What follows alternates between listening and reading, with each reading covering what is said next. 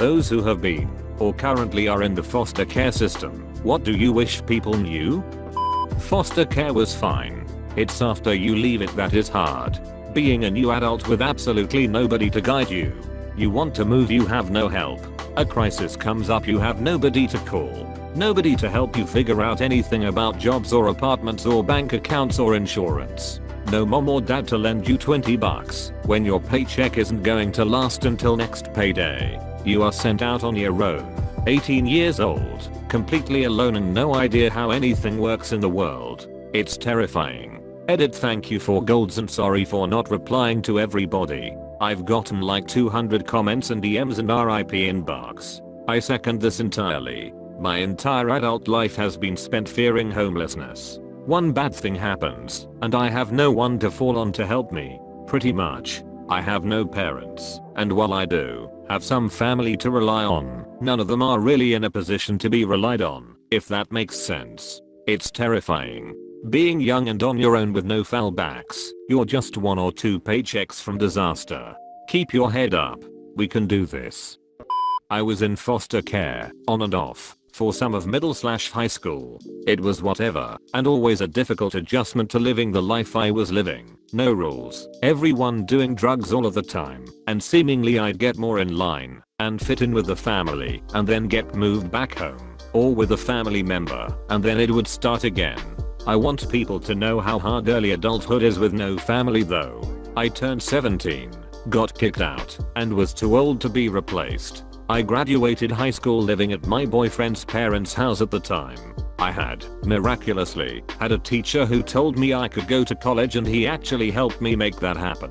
I mean, this man showed up to my shitty part-time job on the weekends and dropped off food/books/gift cards for gas and helped me fill out a FAFSA and write my admissions essay. He literally changed my life because he cared. Now I'm adult, 26, and I'm still amazed I made it. I don't have kids of my own, but I can't wait to get to the point where I can foster kids. I know what it's like, and sometimes being a foster parent isn't only in going to adopt a baby. Sometimes it's I'm gonna make sure this angry 16-year-old knows our options for the future, and I want to be that person for someone. Edit. Hey y'all, it's super sweet you wanna give me gold and whatnot, but please just donate that money to a charity that means something to you and your people. Also, I'm totally going to send this to my teacher tomorrow, and I'm sure he will get a kick out of it. He's retired now, but loves to know he made a difference. Purple heart emoji. Yes, the teenagers definitely deserve someone with your experience and mindset.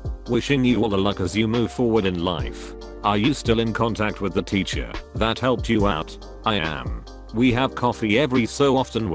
I go back into town. I moved out of Miami town to attend college and never looked back. I have a little brother who was adopted from the foster system. Our parents are good people. The most heartbreaking things that I noticed from him in the beginning were a kind of confusion at being treated well by our parents, and also confusion at being treated as just one of us/included as a family member. There are some not so good foster homes out there. My parents were foster parents from the time I was 7 until they moved out of state 4 years ago. I'm in my late 30s now. I was adopted as a baby and they took on foster care as a way to help me process things as well as a way to help other kids who needed it. My baby sister was adopted from foster care at I think 3 or 4 years old after we had her from when she was born until she went back to live with her mom for a year and then ended up back with us. I know the crappy foster homes exist because I've seen a few, but I like to think the majority are like my parents. They are not saints or anything, but they are certainly the type of people all of us should aspire to be. I do aspire to be like your parents, and adopting 1 or 2 kids if my wife, if she exists lol, wants also. In foster care, since I was 9. It isn't, I can't stress this enough. Nothing like your family life. Many of us were taken from our parents or outright ditched by them. In the latter, some of us never or never will meet our parents. A lot of foster families, I've been in some, have no qualms about reminding you of the godly gift of the smallest shittiest room in the building. They are very quick to bring up the power to instantly evict you with just a single phone call with little to no justification for it. Foster siblings, especially if they are teenaged and or used to being only children will constantly and not hesitate to take advantage of their parents' favoritism over you. But it's not all hellish. I was eventually put into a very good placement. They went through hell to help me through the hell of my mind and emotions, and help me balance out as a person. They made sure I was aware of the pride they felt for me without me becoming conceited in any way. They were so good to me, they even allowed to stay and rent my room after I left the care system. There are good people as foster parents. There just needs to be more. Edit. Wow, was not expecting this reception. Thank you for the reward happy emoji. Why do some people even become foster families if they don't really care for the kids they take in? Money. Family did foster care for 26 years. I was adopted when I was 5. Some are pure and want to help and maybe expand. Some are in it for $sign. Always been interested in fostering older kids when I get off age and life goal, but I honestly never even knew people got paid for this. Or it could be taken advantage of like that. Gross. I'm a foster parent, and when we first got licensed I was downright shocked by how minimal the background check regarding finances was. They didn't even ask for income verification. We just verbally reported our income to a social worker. My partner and I had been really worried about it because we were both on graduate school stipend income when we started and thought we might get rejected because our income was too low. The stipend for fostering is not really much money, but neither is grad school pay. I think that depends on where you live. My friend spent a year filling out paperwork, having many surprise visits and interviews of everyone she ever met. We live and make. They jump through so many hoops just to foster a child. Luckily they got a great little girl, but I was pleasantly surprised at how deep and involved the process was to make sure they were good people. Just don't be a dick. Don't get rid of their personal belongings without speaking to them. Sometimes a ratty shirt or a torn up backpack is all they have left of home. A lot of foster youth have experienced trauma that may or may not affect their behaviors, which is something you have to acknowledge and understand. When a kid does something that seems to make little sense, analyze their actions and try to determine what is going on, rather than jumping to the conclusion that the kid is bad or that they are trying to upset you. Additionally, speaking of bad kids, when working with multiple kids, don't idolize one and speak poorly of the others. And don't make assumptions. I was a good kid.